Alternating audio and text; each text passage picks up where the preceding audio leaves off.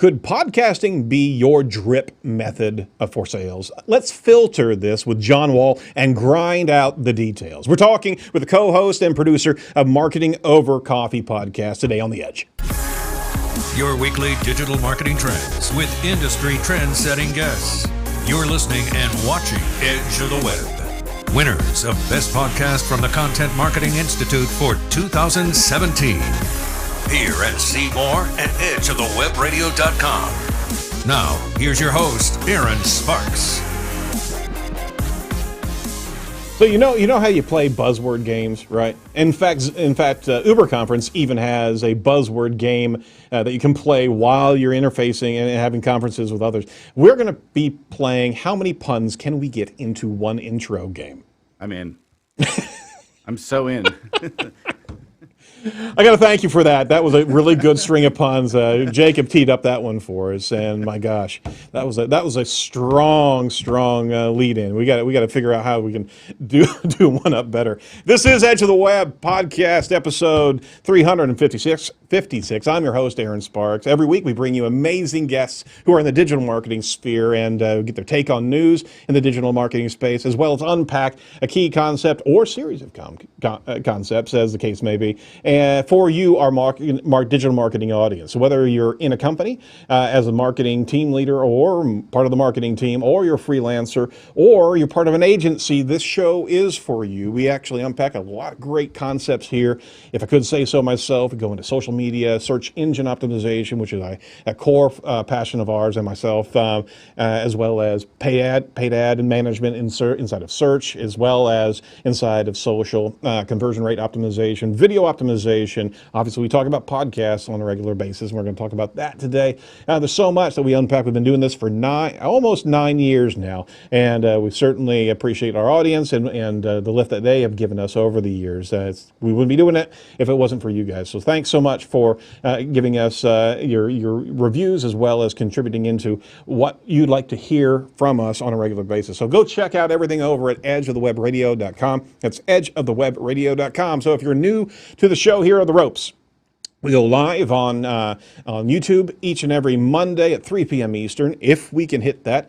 And if not, we'll do a premiere every once in a while. Things get in our way, but we try to roll content to you each and every week. And then we actually take all the YouTube content, take that audio, polish it up just a little bit, and be able to get it over to all the different podcast aggregators: iTunes, Spotify, iHeartRadio, TuneIn, Player FM, obviously Google Play or Google Podcast, Stitcher, Spreaker, and the like. We got a slew of them. But if you're not hearing us where you like to listen to your podcast, let us know. Just drop us a line over at info@edgeofthewebradio.com, and we will get that content to you. So go over to the site, edgeofthewebradio.com. The shoe. I'm Ed Sullivan today. The show, the news, transcripts, and much more are over there. And the show is actually brought to you by Site Strategics, our parent company, and pioneers in the agile digital marketing execution there. So our core specialties are SEO, SEM, social media conversion rate optimization. We build websites on a regular basis and make them lead generating funnels for you.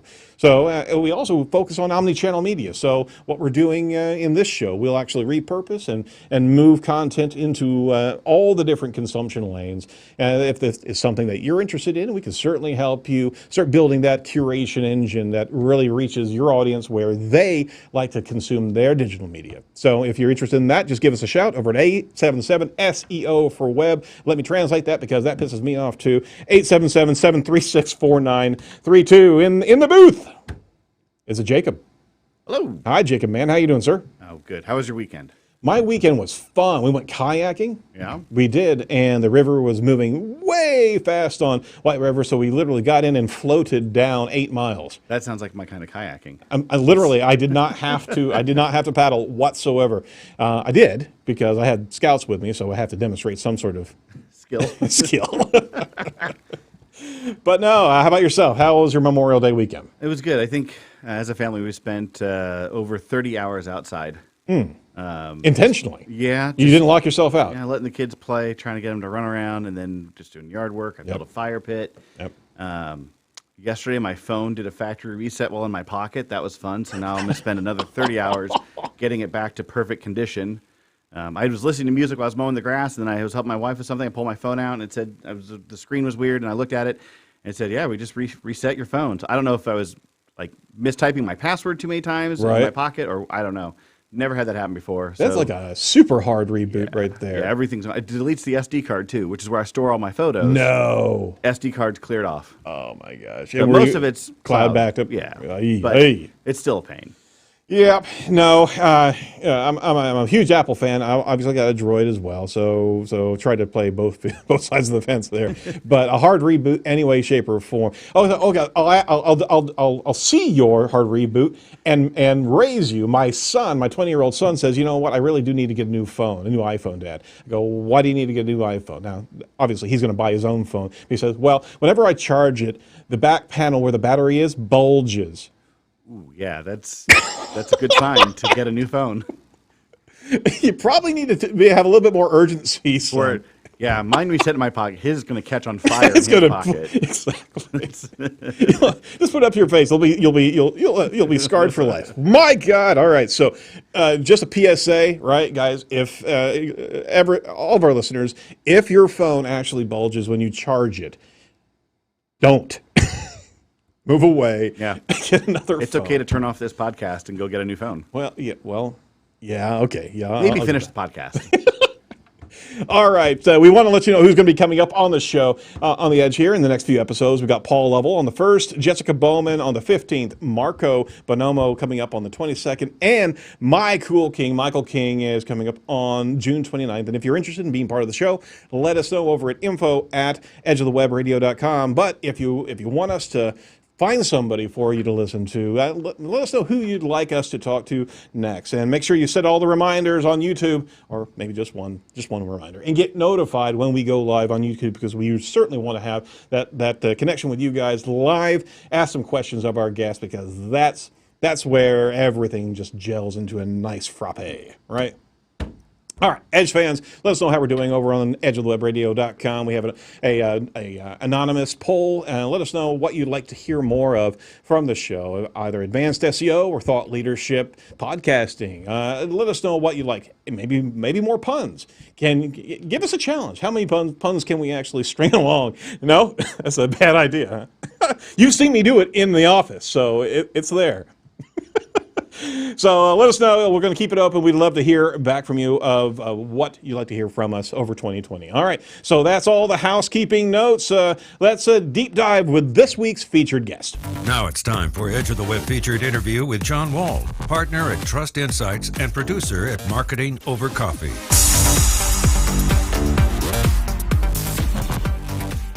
So just walk away from the exploding phones. That's the message that we're trying to get through here on the Edge. What do you think, John? More than once I've let the blue smoke out of my phone. That's a very bad place to be. So I feel the pain. God, I hope not. Let's introduce John to our listeners, and we really appreciate you coming on board, John. It's fantastic. You are a podcaster of note. You've been doing this for a heck of a long time here. So you're with Marketing Over Coffee, and it's a fantastic podcast. You've been doing it over 10 years, and you unpack a lot of great concepts in digital marketing, and you talk to some fantastic thought leaders. You've talked to Seth Godin. Jay Baer is a huge fan we're a huge fan of his. Simon Sinek you've talked to. Tell us about Marketing Over Coffee, sir. Yeah, we got in way too early. I mean, that's the short version. I got interested in podcasting back in 2005 when it first started up, and then tried to do radio DJ thing for 2 years and realized that nobody wants to hear me do that, and so decided to go for marketing tech content, because that was something I could do that was totally unique. And I was working with Christopher Penn at the time, and so we've been doing it for years, talking about the intersection of marketing and tech, and it's been a good time. It's we were joking before we came on about how your family and your friends don't want to hear about marketing automation or SEO, and so this is your chance to talk to somebody that actually appreciates a marketing automation joke, which is a narrow band of people. There you go. See, it's a therapy session, isn't it? It is. It's just venting. That's what it's all about. The first stage is actually recognizing that you have a problem. Second is actually getting yourself a show together so you can actually just talk through this. Well, that's certainly not your day job. So tell us about your full-time gig. Yeah, sure. So, for years, I think since like Bubble One, I was working in tech doing marketing stuff, and I've been through. This is like the seventh startup that I've gone through. A couple privately held, a couple VC backed, but this is finally the real deal. In that, almost 2 years ago now, I was working with a company called Event Hero. It was event tech stuff because I'd done a lot of trade show stuff. But Chris Penn, my partner at Trust Insights, and a coworker of his, Katie Robera, they decided that they would spin off, and Katie was going to become CEO of this new company doing marketing analytics full time. And she and Chris got that going, and we found out right away, within the first 6 months, that a lot of the marketing over coffee relationships that we've made over the years were people who wanted to do some business with us too. And so it just made sense to finally cross over and work with Chris and Katie. So yeah, podcasting is kind of my day job now, which is, what was promised back in 2006, but it only took me 6 to 8 years to get there. So not too bad given the state of tech. Yeah, but you've also seen, you've borne witness to a heck of a lot of changes in the digital marketing tech world and podcasting in its own right. Because we're past the infancy. This is a embraced medium, and you certainly have longevity in your space, as there's been so many podcasts that have come up into this market, right? And so many of them also have disappeared as well. So you've been able to demonstrate that you've got that longevity, but also just the strength of who you interview. It's just been fantastic. So kudos to you there. Yeah, thanks. Well, that was an easy thing that I picked up along the way, which was that, originally it was just a scam for us to get free books. And soon enough, we found out that, these authors, when an author has a book come out, they will suddenly start talking to people who normally they would have no time for you whatsoever. But, if the book is coming out 2 months from now, suddenly, they've got 30 minutes to come talk about what's going on. So, yeah, you can crack through and talk to people who you normally would have a hard time getting to. And then we've been very fortunate just that it's been around long enough now that once you're on enough of the top 10 coolest marketing podcast lists, then it feeds upon itself. You don't have to do as much grinding it out every single day just to get noticed. Yeah, absolutely. There's a pun there. Did you see that? Yeah, you're absolutely right. So where'd the title of the company of the podcast come from? That's one of those things that it's like classic. You don't think when you start these things that there might be the chance that you're going to be stuck with that name for 10 years, Yep. And that's at least I do like marketing over coffee. It's right on the mark. It's like we're sitting around talking. And originally back in the day, we did meet at a Dunkin' Donuts. We were actually at like 5 a.m. sitting at a table where people were yelling in the background about getting the glazed donuts out and stuff like that. So it was for real. But like, it's funny, at the end of the show, we always have the tagline, enjoy the coffee, which I think is just a ridiculous thing to say. But like, we've done it for this long now that it's not going anywhere. We have to keep doing it. Yeah, I'm kind of stuck with Cyber Driftwood as well. But no, you're right. I even brought my coffee to this conversation, just to let you know. Cheers. All right, so you've been doing this. What are some of the challenges that you've experienced over the years doing the show? Because it's not easy, right? And especially with the frequency that you push that content. Now, you're doing it every bloody week. So what have you experienced along the way over these 12 years of doing this? Yeah, well, every marketer this is no surprise to anybody in the space that it's, coming up with the fresh content. It's the feeding the beast. Everybody thinks they're just going to buy some automated tool and all the magic's going to happen. And then you buy the tool and you realize, oh my God, I need to fill this thing every week with stuff. Right. And it can break your back. So the one thing we've settled into a good routine of every other week it's topical stuff with Chris, and I just get him pretty much live, and that's almost real-time stuff. And then the alternating weeks are interviews that I've done with authors or thought leaders or whatever. And that stuff is a lot more flexible. So I can get that on the calendar whenever we get it. And it gives us some wiggle room. And you always want to have a show on deck. You want to have one in the can so that if things go awry, you are able to pull one in and get it going. And yeah, I'd love not to crank it out as much, but the sponsors are there, and the audience listens, so we just keep doing the thing. And I guess I fall back to the Seth Godin thing of like, nobody ever doesn't eat today. Nobody is like, oh, I just couldn't get around to eating. Like, you still do it. So it's got to be the same way with your work. You just keep pushing and putting it out there, and you also have to be satisfied with the fact that half your shows are going to be less than average. That's just the reality of it. You Yep. wish they were all just killing it, but Right. that's not always the way it goes. No, it's not. And I mean, just to quote Seth Godin, I mean, well, at least reference his book. I mean, he also experienced that dip, right? And you push through, and you don't see the breakthrough, especially whenever you're trying to lift up a brand new show and a brand new medium. You don't see that payoff when you expect it to pay off. When was that dip for you? Because you certainly are on the top echelon now. When was that dip, or your plateau of sorts? Yeah, I think one's probably the toughest grind was like 2 or 3 years before Serial. It was like podcasts still hadn't gone mainstream. So this would be like maybe 6 years ago. That was where it was the biggest slog and fight, and the kind of the mass public hadn't just shown up, and people were still like, what is this whole podcasting thing? Right. I mean, that was as tough as it got. Now that kind of the whole world has shown up, and advertising on a podcast is not some crazy thing. It's accepted as a good thing to do. It's easier to go. So, but I don't know. Part of me always feels like, man, you're just in the dip every day. Like, that's why I have an RV set up at the bottom of the dip, and I just live there. And it's or a van by the river. Oh, you beat me to it! Damn it! I got it. I got that one. But yeah, it's always a slog. But one thing Seth makes no bones about, which I appreciate, is that only you can know if you even have a shot getting out of the dip. Like, Right. Nobody can tell you. And the only way to do it is to fight through and pray, and see if you can get there, because there's no guarantee for anything. No, there's not. Now, I mean, just a feedback loop of success. You certainly have metrics that you can pay attention to for downloads, right, and shareability, and these different digital marketing or digital analytic metrics. But there's also that next level metric of when you start seeing your sponsors show up, right? And there was a convergence of people that are just not even getting what podcasting is, to the point of, okay, now we have a medium that looks like TV enough where people can make the jump, but still no metrics to be able to really provide those advertisers. So where was that pivotal moment? And if you can share who those sponsors were that got you to that next step of not only validation but also success feedback.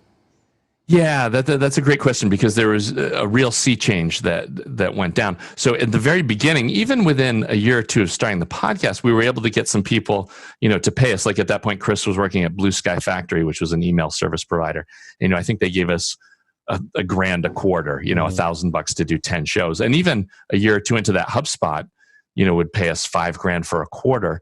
But the thing with those is that it was so niche focused. It was literally somebody in that company considered it their marketing campaign. They would throw some money at it. And because we were so focused, they knew that they would still get, 10 or 15 leads a month, which anybody that's done B2B, anything under, $1,000 a lead that you can get 10 leads a month from, you're just there throwing money at that, Sure. saying, I'll buy everything you've got, Right. I'll continue to pay. And so we were able to run that for a long time. And we still even do get customers that are treating it as a direct marketing campaign. They're like, yeah, I can afford, this much per month because I know I'm going to get X number of leads and clicks.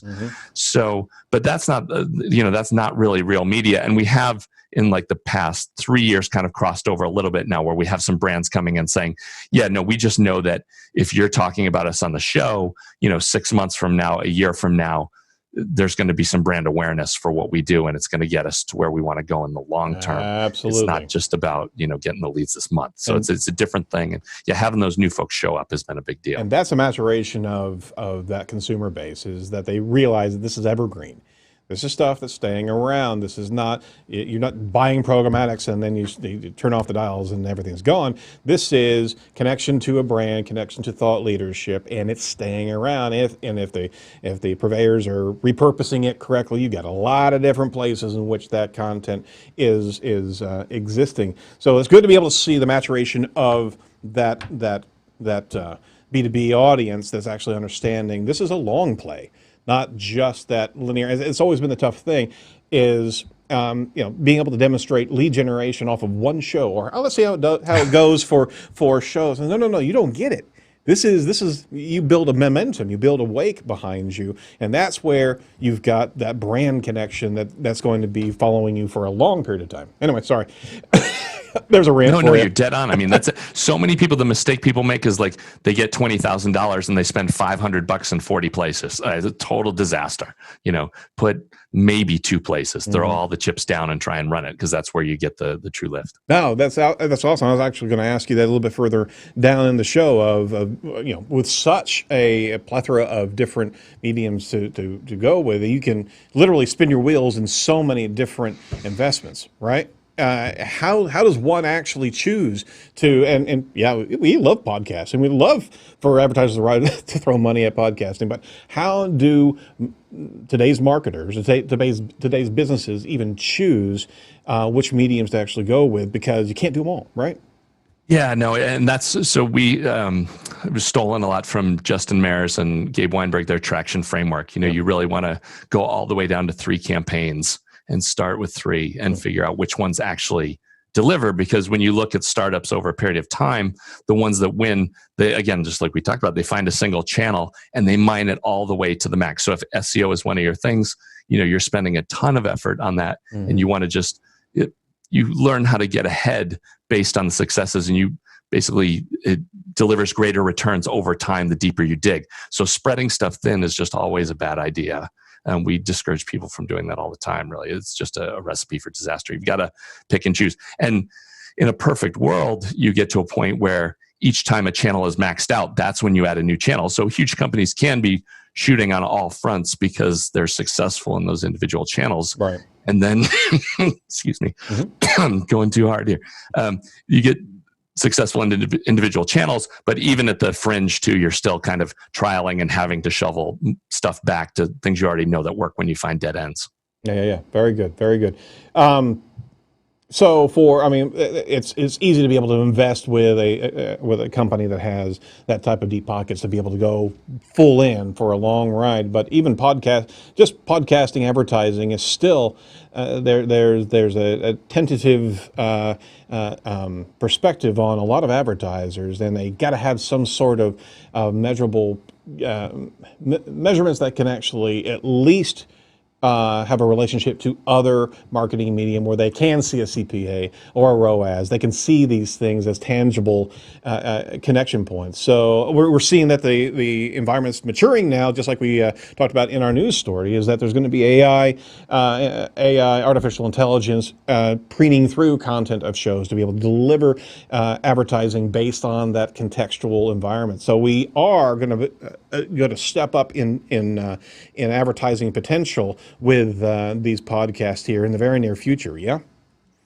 Yeah, absolutely. And it's, the great thing about this is there is a niche out there for you somewhere. I mean, you just continue to dig in. There's got to be a show out there that's talking about what you do every day. Right. And if there's not, hallelujah, maybe you can even come up with a cast that's around your product. If you're any kind of audio microphone company or whatever, you should just be demonstrating your own stuff. But then on the other side of, speaking out of the other side of my mouth too, though, if you don't have a strong website or blog, you should probably step back from podcasting until you've got the, easy to hit topics and you've got your SEO game in fully together, because it's so much cheaper, faster, easier to get your website up and running and in line before you start creating audio content. And then, the good news is you're a lot better off advertising in podcasts, because you can get an established audience. There's no point in making a podcast and then pounding your own email list with it yet another time this month when you can get access to a completely fresh audience and new ears.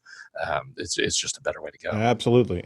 So 2 different routes we're going to. Let's look at the entrepreneur or the business that is wanting to build an engagement and that loyal audience. What are some of the guide points or some recommendations that you'd have if that entrepreneur is truly wanting to take the bull by the horns and creating that audio content? What are some guidance points? Maybe some avoidance recommendations as well. Yeah, the classic avoidance is just don't, make a bunch of your white papers get read by somebody and make 40-minute podcasts that are your brochure, And I guess there is, I mean, we kind of make fun of that. Yeah, there's no shortage of boring podcasts, right? Like that's the greatest problem with us. But there might be something in that, if you have topics that you talk about and, if you're selling to managers in the healthcare space, if you're doing a podcast on, how things are changing in the tech, in this specific space, you could be the only person talking about that kind of stuff, and it could be interesting content to somebody.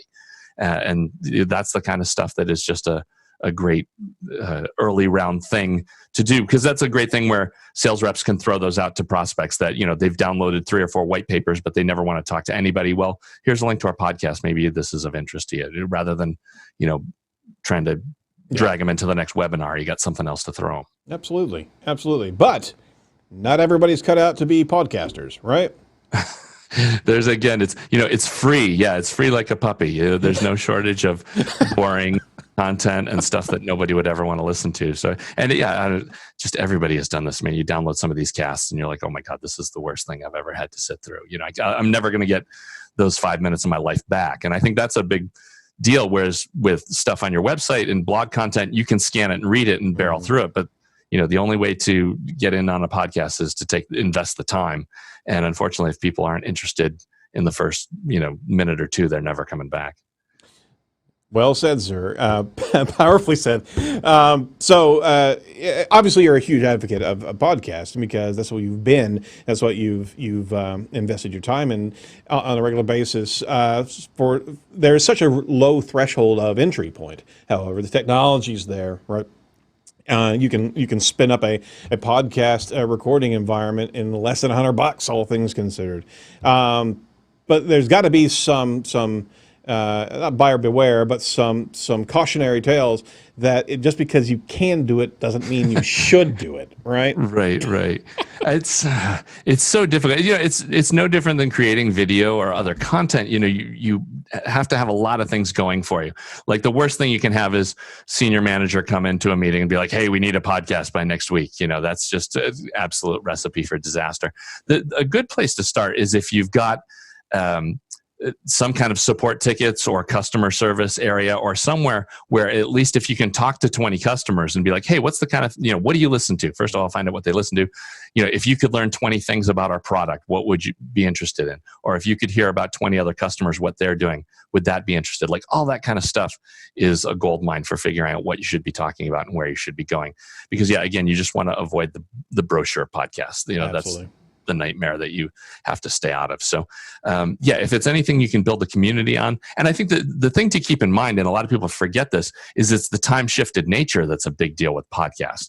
With webinars or live events or whatever, it's like you need to be there Wednesday at 2:00. Mm-hmm. And that's not what happens with podcasts. And in fact, we see this with the ad cycle in that it takes a good 5 or 6 weeks for the ads to actually ramp up and really start delivering. Like if you just because the show dropped on Monday doesn't mean Tuesday you're going to get your 35 leads. Mm-hmm. But then, and as people also miss, 2 years later, you can still be getting action on that because it's still in the feed and it's still, getting action. So you think evergreen, think customer relevance, and then also remember that you're fighting against NPR. It's not that your competitor doesn't have a podcast and you do. It's that, okay, This American Life, this is what it sounds like. If we sound worse than that and we're wasting people's time compared to that, you're in trouble. Those are some benchmarks right there. We got to make sure we're above American Life, right? All right. If you don't have a team of 40 putting together your content and you're not editing 12 hours down to 22 minutes, it's a rough road to hoe.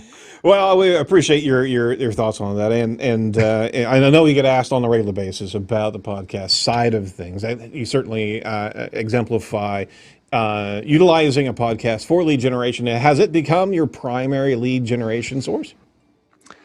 Yeah, for us it has, because it's just, we were already doing, and it has so much more momentum. We have a bunch of other marketing programs, but the podcast is just kind of far away in a way bringing in the traffic. And then the other side of that too is my co-host Christopher Penn was just brilliant in that, like the 4 previous gigs he had, mm-hmm. he was the talking head of the company. He had the social savvy and the social network to be able to talk about all this stuff and because, when somebody wanted a keynote, they would come grab him. And so his brand just has all this momentum behind it too. It's like if you want somebody that knows machine learning, AI, and Google Analytics, Chris is the first guy you call. And so we're able to just ride off that. Sweet. All right. So we're going to shift gears here real quick here. First and foremost, want to make sure our listeners remind yourselves that we go live every Monday at 3 p.m. So hit the bell, subscribe, make sure that you get notified whenever we do go live. So we certainly would love to have continued questions to our guests live in the show. All right. So let's pivot over to the meat of the matter, so to speak, is really digging into some marketing discussions here.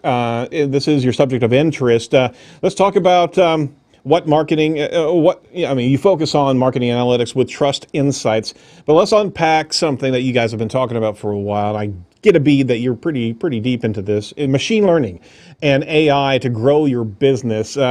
Give us a perspective. Where are we going as a marketing group, a marketing society? How are we actually going to be tackling AI to the benefit of all mankind? But more importantly, being able to really get granular at this space, because we're just touching the surface right now, right? Yeah, absolutely. And there's a lot going on in the space. I mean, really, artificial intelligence was a term that was created like in 1956. I mean, this has been around forever. And really, it's just kind of a catch-all phrase for whatever is 5 or 7 years out on the horizon. So machine learning is a big deal. I mean, because we've never had so much computational power open to us. Right. And so a lot of projects we do are just taking huge bodies of data and being able to find commonalities, or what are the hot topics, or how are things connected in ways that, a human brain just can't grind through that stuff on its own. You have to have a machine do it, and it's now affordable to do. Mm-hmm. So that's a big part of the work we do. The second part is predictive, being able to look at huge data sets and accurately forecast what's going to happen in the next 6 months. So like a lot of our marketing campaigns run that way. Mm-hmm. We know what topics in marketing are going to be searched on over the next 6 months. So we've always got a blog post and podcast content coming out 2 weeks ahead of that. So the content's there. And then when people start searching for it 2 weeks later, they hit it. And so those are the two big buckets. And then of course for us though is, we come in and want to do all this cool stuff. And the first thing we find out that is all the data is messed up and all the integrations are broken. And, we have to fix all this stuff before we can do the cool stuff. Absolutely. And so between those three, that keeps us busy as far as trying to, stay on the edge and help people make their marketing campaigns more effective. And the big one is effective. Everybody gets buying tools to make things work better, run mm-hmm. faster. Mm-hmm.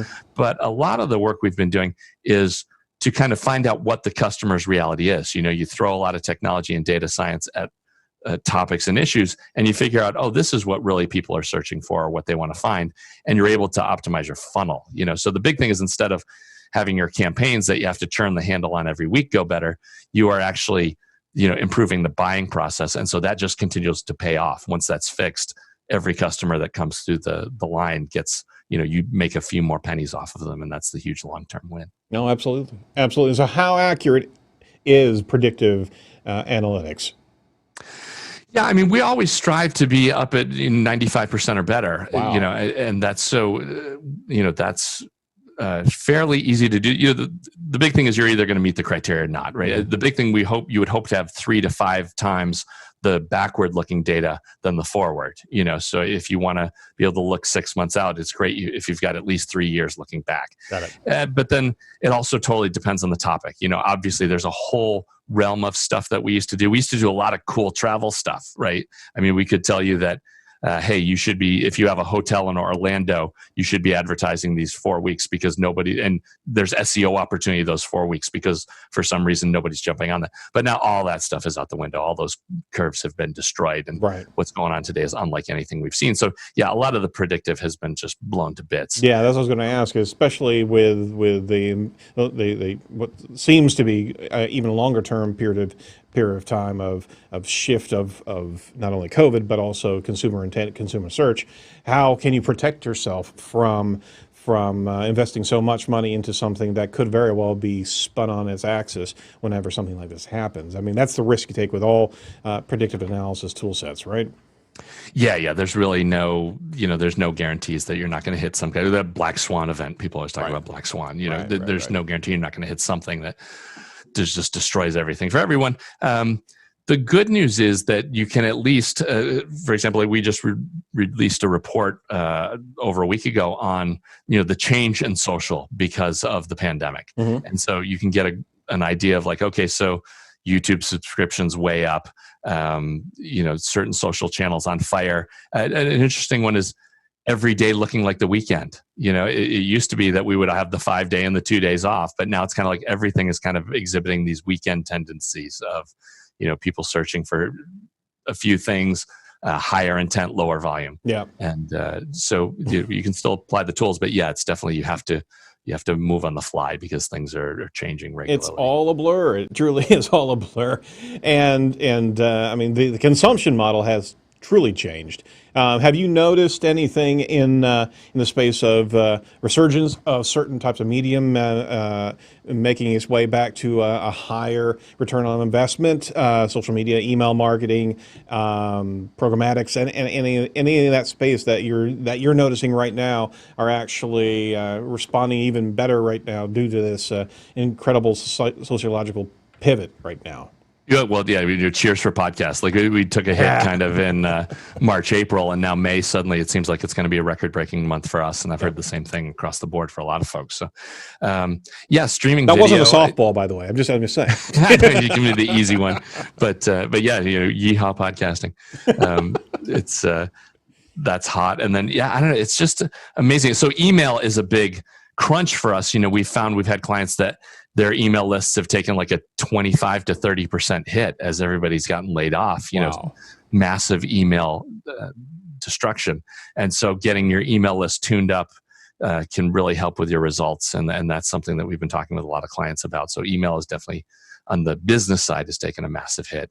And then there's going to be this whole wild west of, new apps to track people and all kinds of stuff on that front that we haven't even scratched the surface on. Yeah, that's some creepy stuff right there. But I appreciate you referencing email. I certainly want to do a gratuitous plug right here and actually say, hey, you know what? You can join the Edge of the Web newsletter free of charge, obviously, just by texting to the number 22828, the word Edge Talk. You can sign up right there. You can get a lot of stories from us of who we've talked to, the news of the day, and who we're going to be talking to next, and be able to unpack this interview and in a bit of a deeper way. So I'll give you the key points of the conversation and much more. I appreciate, John, your silence as I gratuitously plugged our newsletter. But you know what? You're absolutely right. You got to keep that email list fresh, right? Yeah, no, you live and die by that list. That's for sure. That's your one. It's that, or otherwise you have them send you SMS because, man, you never know what channel's going to tank next. The resurgence of QR codes. That's what I'm betting on. I rode my life on that we did 2 years of event tech, and it does. The sad part is it does work when it's applied right, but no, the rest. When you've got people, printing QR codes on the web page itself and things like that, there's just you need an IQ test. QR codes on billboards or trucks that are passing you. What moron actually thought that was a good idea? Oh, as you're driving, yeah, that's totally the way to go. Yeah. All right, so John, an area that I really wanted to additionally unpack with you, because I've also listened to your show, and you and Chris have gone back and forth about it a little bit here in recent measure. This remote world that we're in right now. What are your thoughts on the shift done here as society actually embraces this new remote level of media consumption and interaction? We really hope that this was temporary, right? But we're in it for a bit of a longer haul here. What are you thinking about our post-COVID media consumption? Are we going to be a hybrid model here? Yeah, I think it's going to be interesting because one thing I've noticed, because I've been, virtual for almost 10 years now. And one thing I noticed along a couple of the stops was that in organizations that try to bring in remote and virtual, that always causes cultural shock and problems. There's people that are angry that you get to work from home and they don't. Right. And I've seen whole projects get torpedoed by that kind of stuff. And so now suddenly, though, I've seen tons of cases where, okay, nope, everybody go home and just work from home. And you're hearing all these people say, hey, this is actually not half bad here. Like I don't have to put on pants. Like this is a big win. And and everybody's kind of going into it. So yeah, it's going to be really interesting to see when people are able to shift back. Do they decide to, or do they decide to go with a hybrid model of doing 2 or 3, days a week at home or whatever? I mean, you've got huge, the greenhouse gas benefit of just not driving. And for the workers, it's fantastic because you are, it's like if you could chop off an hour commute off each side of your workday, like you could give an hour to work. So now you're more productive and you've got an hour for yourself. I mean, it's just a huge one. And so the big thing is trust, all these organizations where the boss has to have them in to make sure that you're not screwing around. Like they need to find other ways to spy on you or something. And that'll be interesting to see how all that goes. I mean, to that point, I mean, there's a lot of companies that got forced into this model and they do have to trust, but they're going to be into this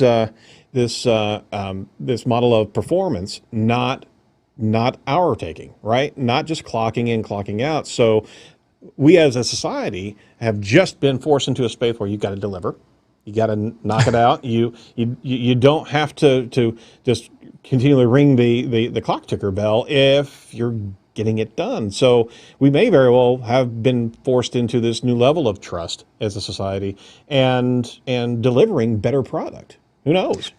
Yeah, absolutely. Well, and then so the companies that are brave enough to take that leap too, now suddenly you've got the whole world open up for employees, and for the employees too, it's like, I mean, there've been times that I've considered going to the Bay Area, and I'm like, well, no, unless they're going to pay me like $500,000, I'm taking a pay cut because of what it costs to live out there. Yeah. And so now you have markets, people in Colorado and Montana and all these places where, you could sell your San Francisco home and buy 2 blocks and, name the state somewhere else.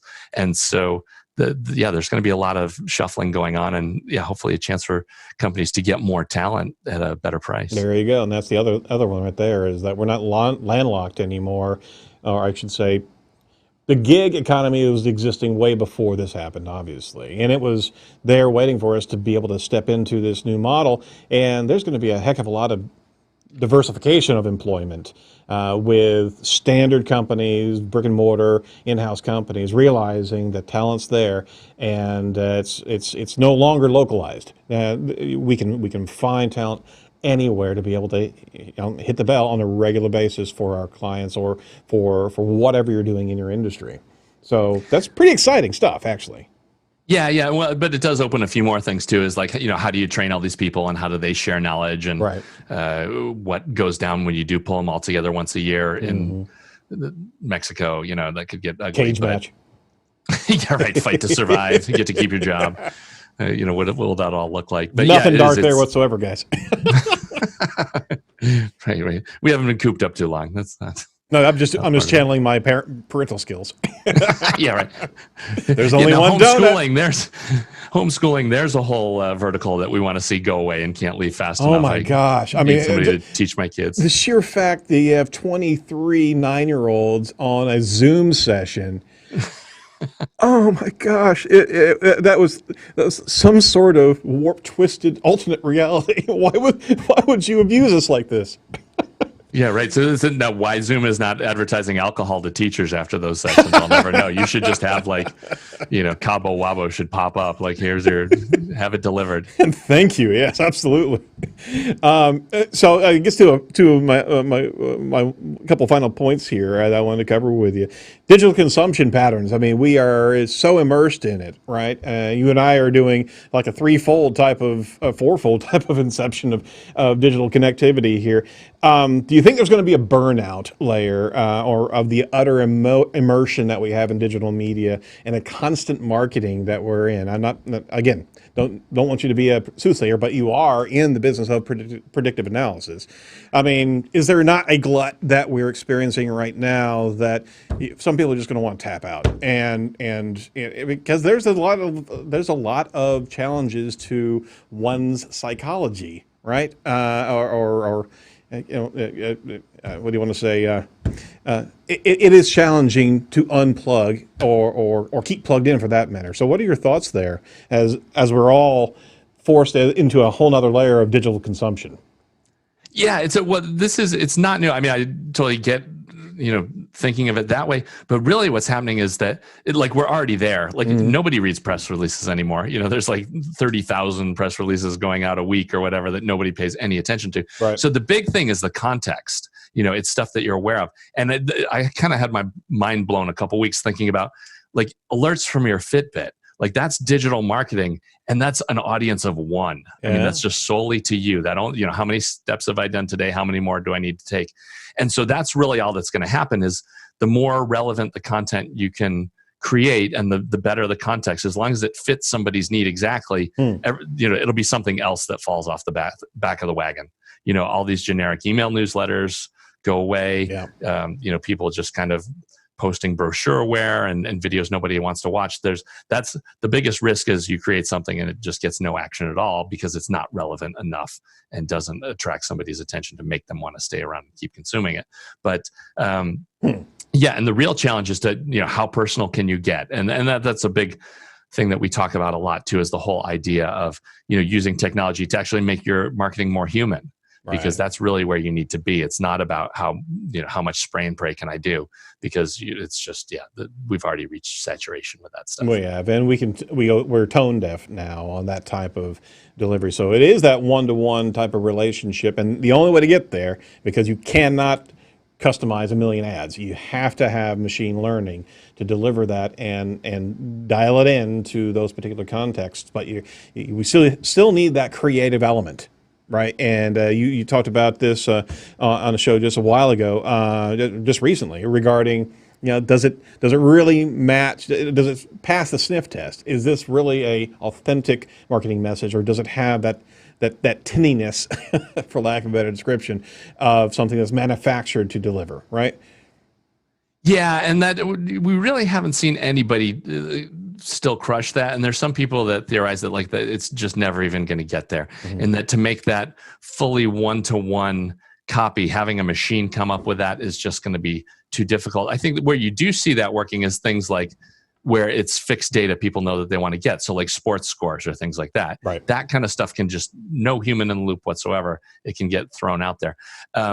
But yeah, we really view a lot of stuff as it's not, the machine learning doesn't go straight to the individual. The machine learning comes to the marketers and they're able to do their craft, but now they just have more knowledge than they've ever had before. And they're able to come up with individual topics or individual hits because they are, have perfect vision into everything that's going on around them and the things that their prospects and customers do. You're putting efficiency into the mix, and you don't have to craft each and every message. They're now the Sherpas or the shepherds of that, or steerage, or whatever you want to call it, of the marketing message, and you're able to actually get a good deal more ground out more quickly to be able to effectively deliver. So, I hope that we're not in that glut reaction that people just start unplugging. Obviously, it's not the business that we really, the recommendations being the business that we are, but just the effectiveness of the messages, I guess what I'm really going after. Are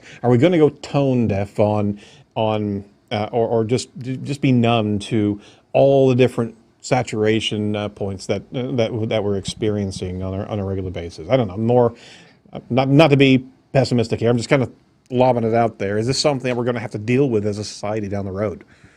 Yeah, well, that's a great question, because a big part of it is, I think you get back to the mass media side of, just so much stuff being sprayed at us and not even knowing what's real and what's fake. I mean, all of that stuff is just completely overwhelming. And so that you kind of all bundle under social, though. How much longer will people continue to get value out of social, or will we, shift over, as more people are thinking that we're going to, into like Slack groups and private communities where things are vetted and there's a human that is able to go through the content and see what should be there? Because it's the same thing we're kind of reaching with, Facebook and Twitter and YouTube, where they're saying, look, it doesn't matter how much machine learning we throw at this, it's still, there's no way to tell if this brand new piece of content is offensive or not, because there's people smart enough to come up with a new way to offend you today that's never been done before.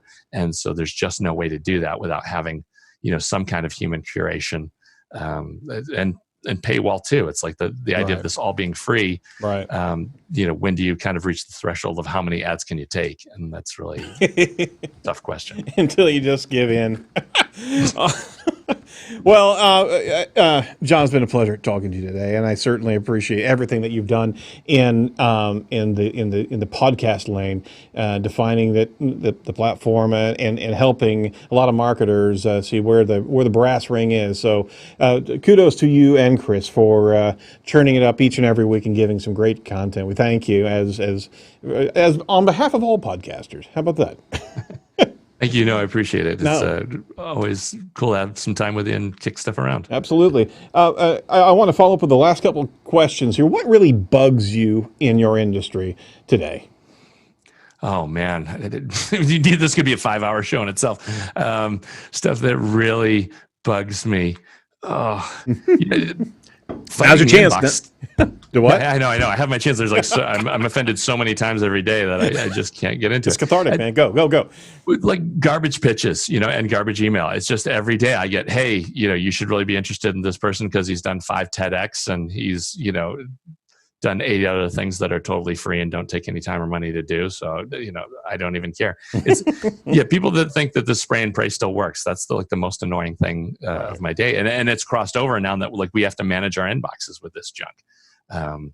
So yeah, that's people that think that you can just spray your garbage everywhere. That's the number one offender. You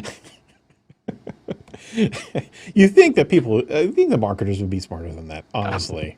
But no, there's no shortage of stupid people too. That's the other thing we found. The problem is the smart people get promoted out, so it's all the dumb are always backfilling. That's the unfortunate part. We got to use that for the teaser. All right. Hey, well, conversely, what excites you about your industry right now? Oh, there's no shortage. The converse is also true. Like there's no shortage of being able to find people that are directly aligned with the stuff that you want to do, and for people to be able to find you, to be able to get, we have like you guys, it's listeners all over the world. Whoever thought that like people in Australia would care about anything that I've got going on? But it happens, and it's fantastic. It's amazing, and it's still. Things are totally crazy, but it's also entirely possible that just like all the smart people who don't yell a lot might be able to fix everything and really improve things. And you see that happen in little bits every day. I think in the long run, we can do really well with all the tools we've got in front of us. Absolutely. And the tools are incredible, aren't they?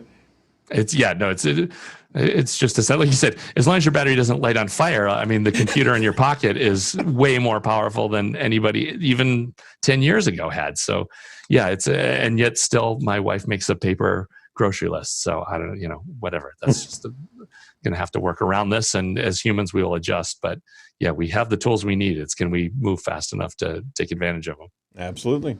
Well, is there anything that we can promote for you today on the show?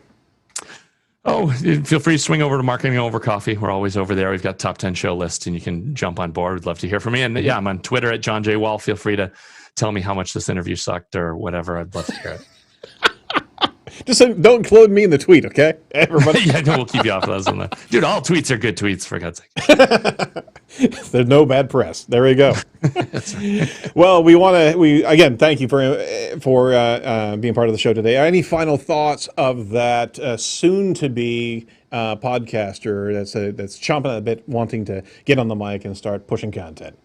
Oh yeah, if you've got that's the big thing. If somebody's making you do it, that's one thing. But if you have the bug to try it and do it, just go ahead and do it. And know that the first 10 are going to suck. Keep those in a closet somewhere. Don't release it until you get past the 10th. But yeah, make something great. We would love to hear that from listening to us today. You went out on a limb and did something crazy. We'd love to hear that. Absolutely. But don't blame us.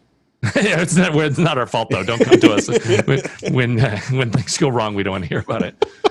Hey, there's no bad tweets, but hey, buyer beware. As long as they're not, say right, buyer beware. All right, well, John, I appreciate the time today, and we'll certainly lift you up. Keep on doing what you're doing, and give a shout out to Chris as well. We'd love to get you guys both on the show here down the road. Okay. That sounds great, Aaron. Thanks for the time. Absolutely. Be sure to check out all the trending news that we covered over at our bonus podcast for episode 356 and the bonus YouTube upload. Those will probably be up here tomorrow or the next day. Make sure you follow John on John J. Wall on Twitter, but also go over to Marketing Over Coffee and subscribe to his podcast. It's a fantastic show, and it's short. They got to 20-25 minutes on a regular basis as opposed to the long-winded version that you get here. So go over to Marketing Marketing Over Coffee, and we certainly appreciate them constantly doing a bang-up job there. Don't forget to like and subscribe over at Edge of the Web Radio on YouTube. And if you're really feeling up to it today, we'd love to have a review from you. So go on over to iTunes and let us know what you think of the show, or what you think of certain episodes. We'd love to hear back from you. That's where we get fed as well. So let us know how we're doing and how we can improve the show. See all the must-see videos and much more over at edgeofthewebradio.com. That's edgeofthewebradio.com. Next week, we're going to be talking to Paul Lovell. Do not be a piece of cyber driftwood. Stay safe and stay well. Bye-bye.